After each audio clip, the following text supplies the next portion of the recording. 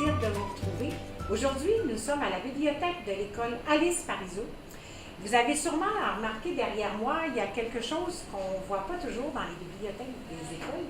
C'est une belle murale. En fait, elle est là. Et les jeunes qui viennent à la bibliothèque, c'est leur décor pour lire. C'est un lieu vraiment très particulier. On est très content d'être ici. Et puis, juste avant de vous présenter le livre de ce mois-ci, je vais faire un petit retour sur le livre dont on a parlé le mois passé, qui s'appelait Tommy l'enfant loup. Vous vous souvenez, il a été écrit par Samuel Archibald et il a été publié au Cartanier.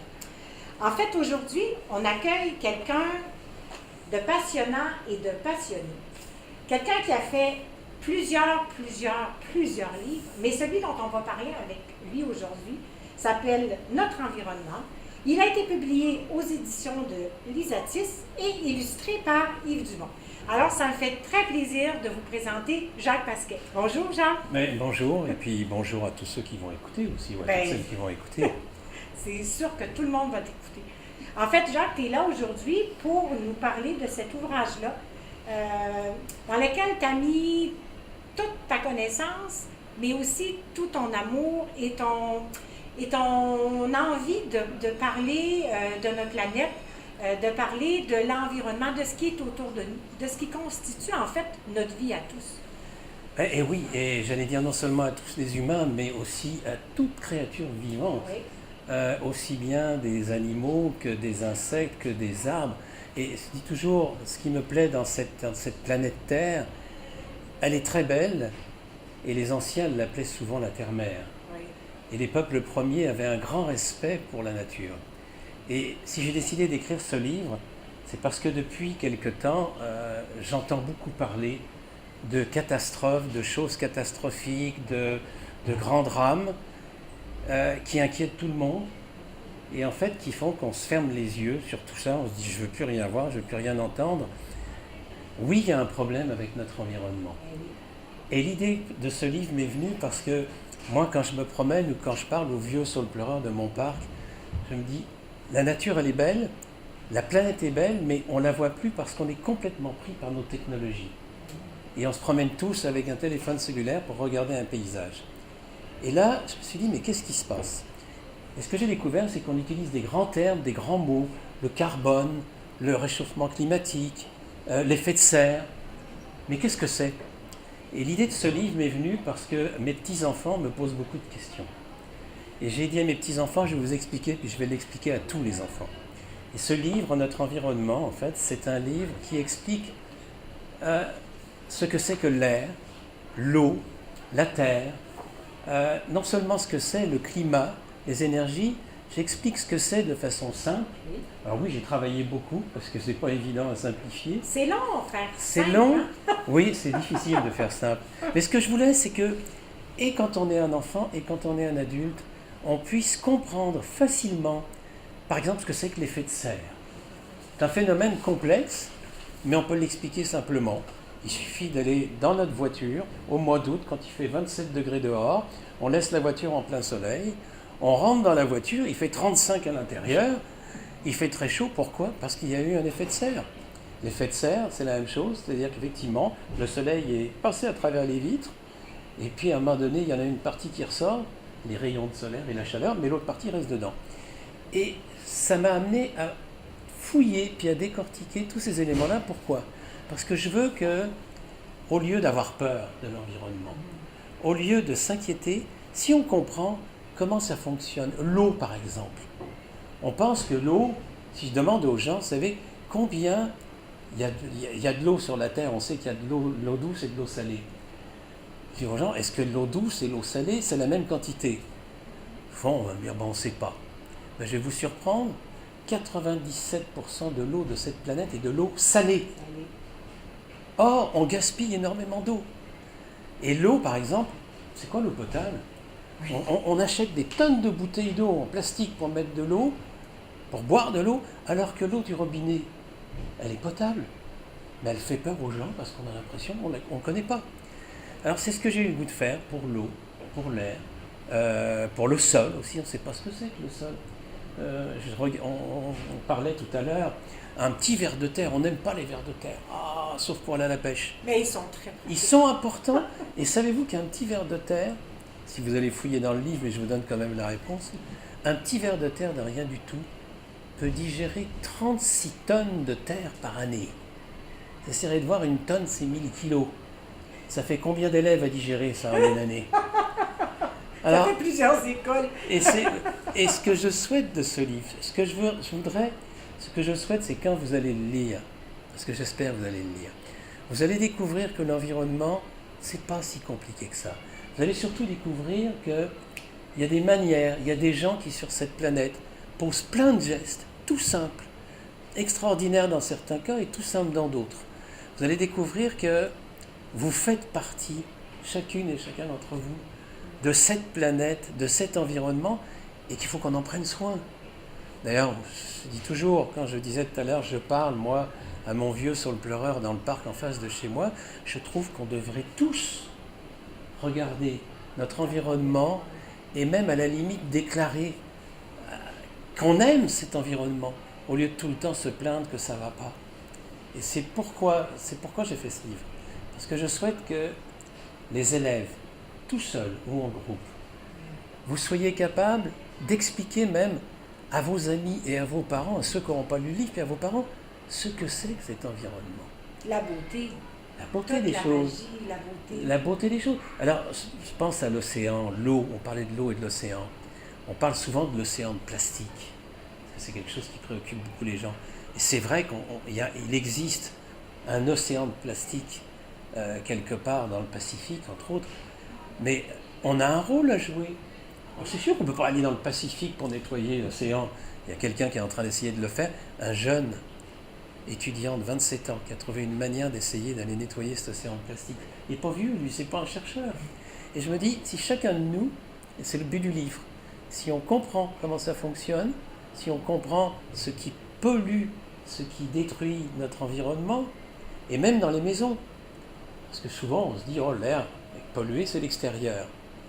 À l'intérieur de vos maisons, c'est souvent plus pollué qu'à l'extérieur. Mais je ne vous dirai pas pourquoi, vous irez fouiller. Mais vous allez tout trouver dans le livre de Jacques. En fait, Jacques, dans cet ouvrage-là, parle de tout ce qui est autour de nous, de ce qui fait partie de notre vie, de quoi est composé notre monde. Et puis, je pense que tu as donné tellement t'as piqué la curiosité sur tellement de sujets que c'est certain que la découverte, elle va être formidable. Puis en fait, moi, j'ai appris vraiment beaucoup de choses en lisant ton livre, mais vraiment, beaucoup plus que ce à quoi je m'attendais d'ailleurs. Fait que j'imagine que pour vous, ça va être sûrement même chose, même découverte, même bonheur aussi de lecture. Et puis, comme c'est un documentaire, vous le savez, vous pouvez y aller par les sujets qui vous intéressent en premier ou en dernier. À vous de naviguer, c'est l'avantage des documentaires. C'est pas comme un roman, on n'est pas obligé de le lire de la première à la dernière page. Alors Jacques, si tu es d'accord, je pense qu'on peut glisser le livre aux enfants dans la classe. Et puis, tu as quelque chose à rajouter? Oui, non seulement glisser dans la classe, mais je dirais à chaque enfant ce que vous allez tirer de ce livre-là, semez-le partout. Oui. Parce qu'en fait, c'est vous, et je dis toujours, c'est vous les enfants qui allez être les adultes de demain. Et c'est vous qui pouvez agir. Tout simplement, vous allez découvrir pourquoi. Mais c'est parce que vous allez poser des petits gestes tout simples aujourd'hui, vous allez être les adultes de demain, et c'est grâce à vous que la planète va être en meilleure santé, parce que vous allez comprendre pourquoi, et vous allez savoir pourquoi poser des gestes. Et tout est dans le livre. Après... Presque, après c'est à eux. Après, ça leur appartient. Ça leur appartient. Alors, on vous souhaite bonne lecture, on glisse le livre. Les deux. Bonne lecture. Comme vous le savez, à la fin de chacun des livres, pour poursuivre un peu l'aventure du livre qu'on vous a présenté, puis pour aller un petit peu plus loin, on a pris l'habitude de vous lancer des défis. Peut-être qu'il y en a quelques-uns ou quelques-unes d'entre vous qui ont déjà idée où on s'en va avec nos défis. En fait, vous allez rapidement vérifier si vous aviez raison ou pas, parce que c'est Jacques qui va vous présenter le premier défi, le presto. Alors, qu'est-ce qu'on leur propose de faire? De découvrir c'est quoi notre environnement. Bon, c'est un joli titre, notre environnement. Si on regarde le livre, ça parle de beaucoup de choses, mais en fait, notre environnement, c'est pas juste la planète. Ça commence d'abord chez nous.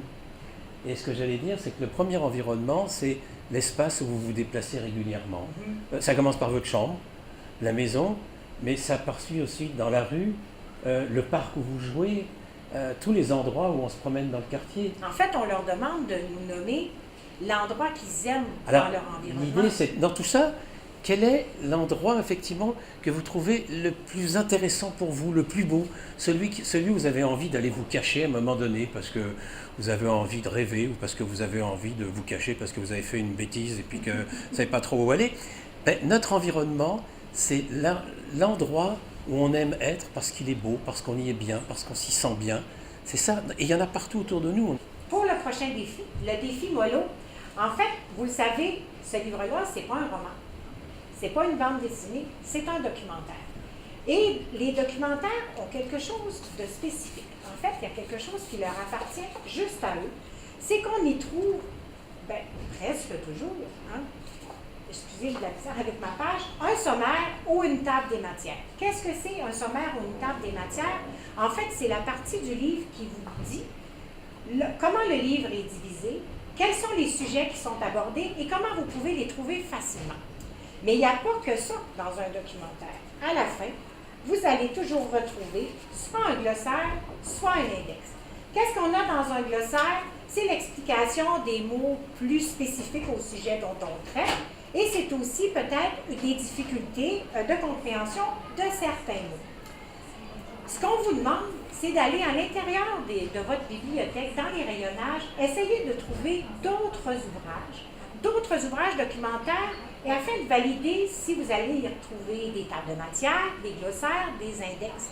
En fait, vous allez voir, vous allez sûrement trouver plusieurs, et ça va vous permettre aussi de voir que ce n'est pas toutes les maisons d'édition qui fabriquent les livres de la même manière. Et puis, quand vous aurez terminé ce défi-là, là, je pense que c'est un des plus beaux défis qu'on a proposé depuis le début de l'aventure. Et puis, vous êtes chanceux parce que c'est Jean qui va vous le proposer, notre défi Mucho, de ce beau mois de janvier 2019. Je vais revenir à ce que disaient les anciens.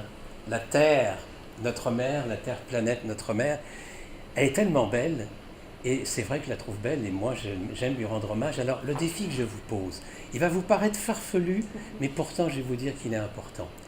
Vous allez écrire une lettre d'amour. Je sais qu'il y en a qui vont sourire, qui vont dire une lettre d'amour. C'est le plus beau cadeau qu'on puisse offrir. Vous allez écrire une lettre d'amour à votre environnement, ou une lettre d'amour à la planète Terre, ou une lettre d'amour à ce que vous trouvez beau dans cet environnement, que ça soit à propos des animaux, à propos des plantes, ou à propos même des humains, mais écrivez une lettre d'amour qui vous donne et qui va faire que vous allez présenter cette beauté de la nature, et l'humain en fait partie.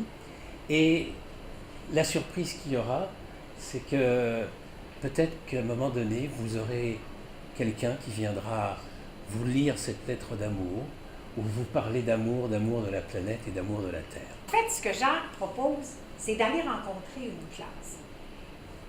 Vous voulez avoir Jacques dans votre classe? Le défi qu'il vient de vous lancer, c'est d'écrire ensemble une lettre d'amour à la Terre, à votre environnement.